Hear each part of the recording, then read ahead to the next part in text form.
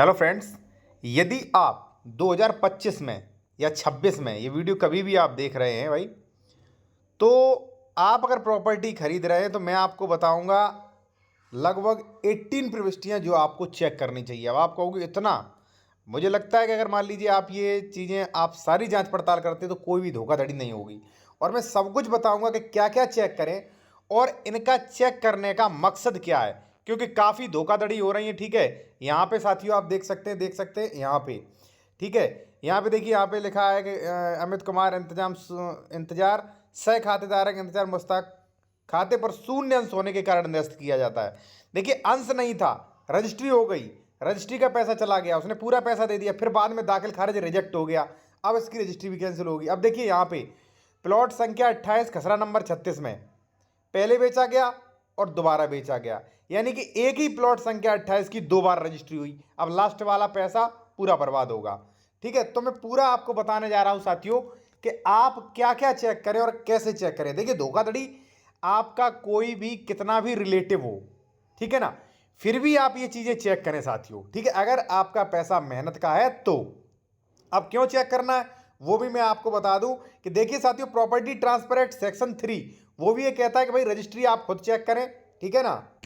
और देखिए यहां भी आप देख सकते हैं, जो सबसे लास्ट वाला यहां पे है, नोट अचल संपत्ति विक्रय में क्रेता द्वारा उपरोक्त सावधानियां अपनाया जाना स्वयं आवश्यक है, वरना त्रुटि के लिए स्टाम्प एवं निबंधन आपका रजिस्ट्री विभाग उत्तरदायी नहीं होगा। चाहे भैया डबल रजिस्ट्री कराएं, चाहे फर्जी रजिस्ट्री करवाएं, आपका विभाग जिम्मेदार नहीं है। ठीक है, आप ये नहीं कह सकते कोर्ट में सर रजिस्ट्री क्यों हो गई। ठीक है ना, तो इसलिए मैं आपसे यही कहूंगा कि भाई आप जमीन के डॉक्यूमेंट्स वेरिफिकेशन जरूर करें। ठीक है ना, चलिए मैं आपको बताता हूं। और देखिए अगर आप कोई प्रॉपर्टी खरीद रहे हैं, किसी भी मैटर में आप लीगल कंसल्टेशन बेहतर विशेषज्ञ द्वारा कानूनी सलाह चाह रहे हैं, तो कॉन्टैक्ट नंबर वीडियो के डिस्क्रिप्शन में मिल जाएगा। या आप कहीं जमीन खरीद रहे हैं, खरीद चुके, आपको डॉक्यूमेंट चेक करवाना, फुल डॉक्यूमेंट्स की जमीन लेने लायक है कि नहीं, कोई दिक्कत तो नहीं आएगी, 116 117 बंटवारा, कब्जा संबंधी या डबल रजिस्ट्री, अंश से अधिक विक्रय, कोई केस तो नहीं चल रहा, 143 80 98, ये सारी चीजें आप चेक करवा सकते हैं, जो कोई भी आपको चेक करके नहीं जानकारी दे पाएगा। ठीक है ना, कॉन्टैक्ट नंबर वीडियो की डिस्क्रिप्शन में मेंशन किया गया है।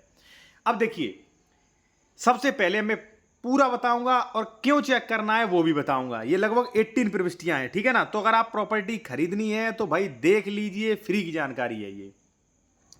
सबसे पहले तो साथियों, SC ST की जमीन तो नहीं। अगर जमीन SC ST की है और आप अदर कास्ट से हैं तो आप समझ लें सेक्शन 98 104 105 को, ठीक है ना, काफी बड़ा है, मत खरीदने। आप हमसे कंसल्टेशन कर सकते। क्यों मत खरीदें वो मैं आपको बता दूं कि भाई 98 रिस्ट्रिक्शन लगाता है कि आप नहीं खरीद सकते। ठीक है, लेकिन कुछ अपवाद हैं। ठीक है ना, इसलिए आप मत खरीदें। अगर बहुत ज्यादा जानकारी है तो ही खरीदें। ठीक है ना, क्योंकि रोक लगी है।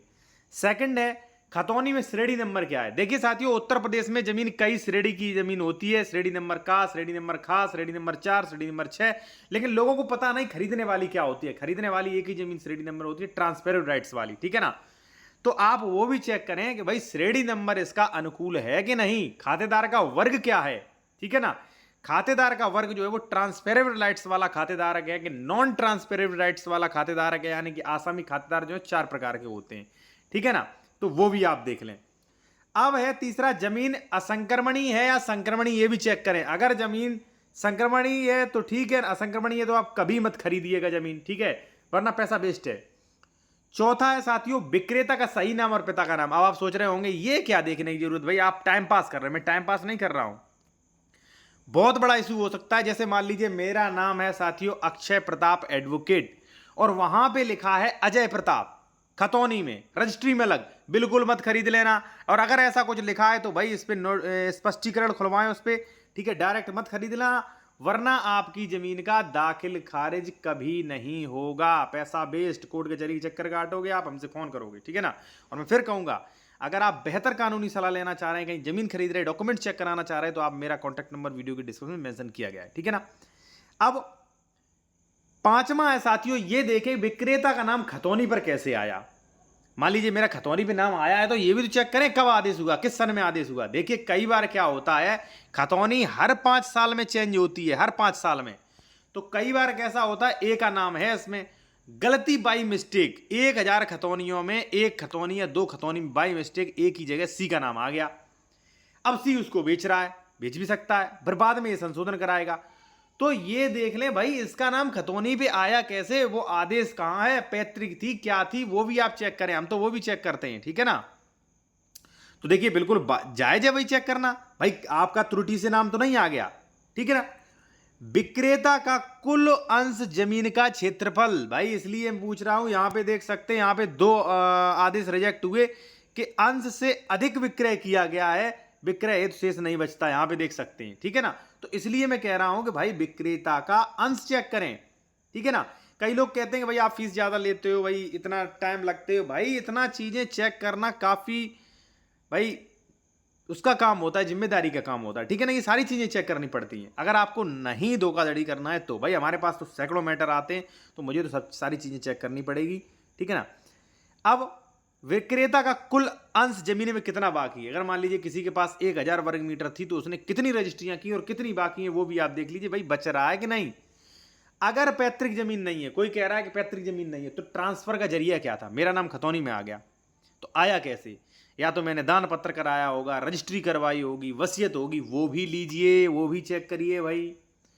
खतौनी पर हुए सभी आदेश, देखिए खतौनी पर जितने भी आदेश होते हैं सारे आदेश चेक करिए, कोई पुनर्स्थापन, कोई धारा 116 17, कोई स्टे या कोई ऐसा आदेश तो खतौनी पे मेंशन नहीं है। तो कितने भी आदेश हैं, आदेश पढ़ें, किस सेक्शन में है, इसका मतलब क्या है, वो सारी चीजें आप निकलवाएं। देखिए मैं एक चीज आपको बता दूं, कई लोग कहते हैं भाई मैंने चेक करवाया था फिर भी दिक्कत क्या, आपने फ्री में चेक करवाया था, और चेक करने में अगर असल देखा जाए तो चेक करने में कम से कम 3 या 4 घंटे लग जाते हैं, ठीक है ना, चेक करने में, समझने में, डॉक्यूमेंट्स को, सारी चीज़ें समझने में, ठीक है ना। अब कोई 20 मिनट में देख लिया, चेक कर दिया कि हाँ सही है, तो वो सही नहीं है भाई, ठीक है, समय देना पड़ता है, ठीक है ना। तो मैं तो कहूँगा कि देखिए जब आप प्लॉट वगैरह खरीद रहे हो तो उसी तहसील के एडवोकेट से आप मत करवाइए चेक, क्यों, क्योंकि 90% एडवोकेट और प्रॉपर्टी डीलर एक दूसरे को जानते हैं, ठीक है ना। मैं ये नहीं कह रहा हूँ सब लोग एक जैसे होते, तो छोटी छोटी कमियां नहीं बताते हैं कि सही है ठीक है कोई नहीं खरीद लीजिए। कई लोग तो SC ST के प्लॉट खरीदवा देते हैं कि नहीं खरीद लीजिए कोई ज़रूरत नहीं, धारा 98 की प्लॉट है, लेकिन बाद में रिजेक्ट होता है, राज्य सरकार में ज़मीन निहित होती है, ठीक है ना। अब आते हैं खतौनी के आदेश चेक कर लिए, खतौनी बंधक तो नहीं है भाई, वो ज़मीन है वो बंधक वगैरह तो नहीं है, हालांकि बंधक ज़मीन मत खरीदें, ठीक है ना, दाखिल खारिज होने में बहुत परेशानी होती है या होता ही नहीं है, ठीक है। तो ये ज़मीन ऐसी मत खरीदें, ठीक है, लेकिन हमारे पास कोर्ट के कुछ ऑर्डर्स हैं, शायद वो काम कर जाएं। अब देखिए साथियों, ये है 11वां, आप ये भी देखें ज़मीन पर कोई केस पेंडिंग तो नहीं है। कई बार क्या होता है, धारा 34, 116, धारा 24, धारा 210 में केस चल रहे होते हैं और उन लोगों को पता ही नहीं होता है या उनका मतलब ही नहीं पता होता है। तो भाई ये देखिए कि ये केस किसका चल रहा है, वाद की प्रकृति क्या है वो आप समझें, ठीक है, रेस्टोरेशन है क्या नहीं। अब रजिस्ट्री में विक्रेता ने कितना खरीदा, खतौनी पर कितना, देखिए हम तो ये भी चेक करते हैं कि भाई रजिस्ट्री में जितना खरीदा उतना ही है कि नहीं, पता चले कम ज़्यादा तो नहीं हो गया। भाई देखिए हम ही लोग तो दाखिल खारिज करते हैं, यानी कि तो हो सकता है मिस्टेक हो जाए, तो ये भी चीज़ चेक करें। विक्रेता ने कितनी ज़मीन की रजिस्ट्री कर दी, कितनी बाकी है वो चेक करें, ठीक है ना। अब आप कहोगे ये पहले बता चुके, देखिए मैं ये कह रहा हूँ कई बार ऐसा होता, मान लीजिए ये हमारा नाम खतौनी में है, ठीक है ना, हमने 2008 में आपको बेच दी, ठीक है ना, 2008 में बेच दिया आपको। अब आपने दाखिल खारिज नहीं कराया, खतौनी में मेरा नाम अभी भी है, मैंने दूसरे बंदे C को बेच दी 2025 में, तो अब 2025 में जिसने खरीदी उसका पैसा बर्बाद, क्योंकि उसे देखना चाहिए था ए ने पहले रजिस्ट्री तो नहीं कर दी है, ठीक है, और ये रजिस्ट्री का विभाग अलग होता है, ये खतौनी पर पता नहीं चलेगा, ठीक है ना। तो ये चीज़ चेक करें, आप मेरे द्वारा भी चेक करवा सकते हैं, कॉन्टैक्ट नंबर वीडियो के डिस्क्रिप्शन में मिल जाएगा। अब आप ये भी चेक करें विक्रेता जो बेच रहा है कहीं इसके मिस्टेक्स तो नहीं है, ठीक है ना, थोड़ा दिमाग भी आप लगाएं इसमें अपना।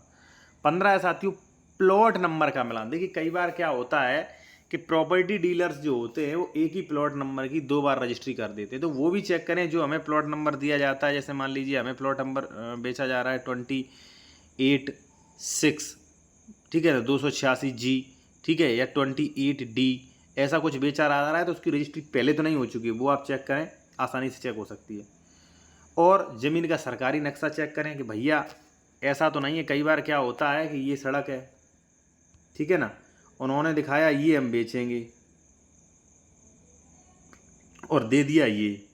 अब आप कहोगे सर ऐसा कैसे हो सकता है, ऐसा ऐसे हो सकता है कि ज़मीन पे नहीं डला होता है नंबर, हम आए आपको लेके, हमने कहा 286 में हम बेचेंगे, आप नहीं हमने 286 दिखाते हुए कहा कि ये ज़मीन सड़क की देंगे हम, लेकिन रजिस्ट्री करा दी 287 की।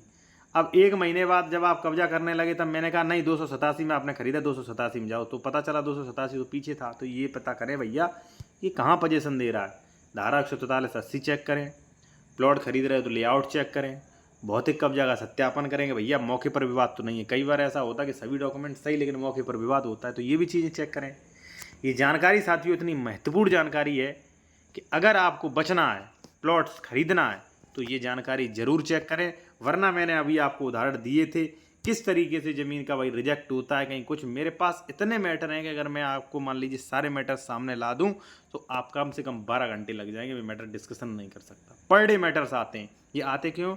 आप लोगों की लापरवाही वजह से। ठीक है, तो हमारा उद्देश्य था भाई आप लोग जागरूक बने, जागरूक के साथ साथ अपना इन्वेस्टमेंट उसी अनुसार करें। ठीक है जी।